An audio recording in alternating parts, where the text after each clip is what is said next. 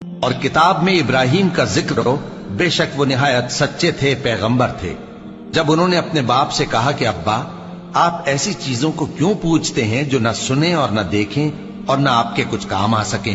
ابا، مجھے ایسا علم ملا ہے جو آپ کو نہیں ملا، تو میرے ساتھ ہو جائیے، میں آپ کو سیدھی راہ پر لے چلوں گا۔ ابا، شیطان کی پوجا نہ کیجیے، بے شک شیطان اللہ کا نافرمان ہے۔ ابا، مجھے ڈر لگتا ہے کہ آپ کو اللہ کا عذاب آ پکڑے تو آپ شیطان کے ساتھ ہی ہو جائیں۔ اس نے کہا کہ ابراہیم، کیا تو میرے معبودوں کے خلاف ہے؟ اگر تو باز نہ آئے گا تو میں تجھے سنسار کر دوں گا اور تو ہمیشہ کے لیے مجھ سے دور ہو جا۔ ابراہیم نے سلام علیکم کہا اور کہا کہ میں آپ کے لیے اپنے پروردگار سے بخشش مانگوں گا، بے شک وہ مجھ پر نہایت مہربان ہے، اور میں آپ لوگوں سے اور جن کو آپ اللہ کے سوا پکارا کرتے ہیں ان سے کنارہ کرتا ہوں اور اپنے پروردگار ہی کو پکاروں گا۔ امید ہے کہ میں اپنے پروردگار کو پکار کر محروم نہیں رہوں گا۔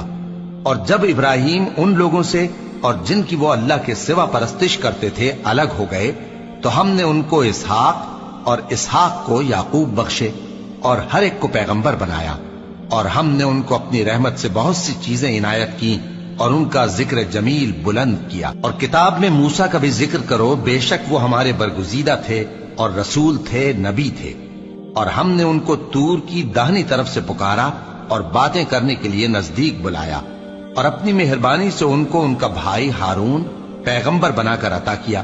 اور کتاب میں اسماعیل کا بھی ذکر کرو، وہ وعدے کے سچے اور رسول تھے، نبی تھے، اور وہ اپنے گھر والوں کو نماز اور زکوٰۃ کا حکم کرتے تھے اور اپنے پروردگار کے ہاں پسندیدہ تھے۔ اور کتاب میں ادریس کا بھی ذکر کرو، وہ بھی نہایت سچے تھے، نبی تھے، اور ہم نے ان کو اونچی جگہ اٹھا لیا تھا۔ یہ وہ لوگ ہیں جن پر اللہ نے اپنے پیغمبروں میں سے فضل کیا، یعنی اولاد آدم میں سے، اور ان لوگوں میں سے جن کو ہم نے نوح کے ساتھ کشتی میں سوار کیا، اور ابراہیم اور یعقوب کی اولاد میں سے، اور ان لوگوں میں سے جن کو ہم نے ہدایت دی اور جنہیں برگزیدہ کیا۔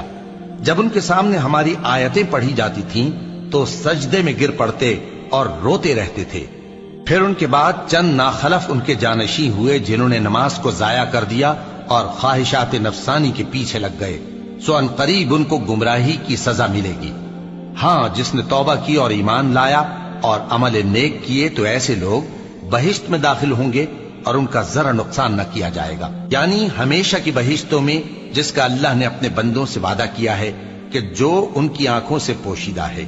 بے شک اس کا وعدہ نیکوکاروں کے سامنے آنے والا ہے، وہ اس میں سلام کے سوا کوئی بیہودہ کلام نہ سنیں گے، اور ان کو صبح و شام کھانا ملے گا۔ یہی وہ جنت ہے جس کا ہم اپنے بندوں میں سے ایسے شخص کو مالک بنائیں گے جو پرہیزگار ہوگا۔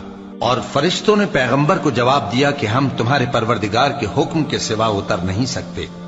جو کچھ ہمارے آگے ہے اور جو پیچھے ہے اور جو اس کے درمیان ہے سب اسی کا ہے، اور تمہارا پروردگار بھولنے والا نہیں، یعنی آسمان اور زمین کا اور جو ان دونوں کے درمیان ہے سب کا پروردگار، تو اسی کی عبادت کرو اور اس کی عبادت پر ثابت قدم رہو۔ بھلا تم کوئی اس کا ہم نام جانتے ہو؟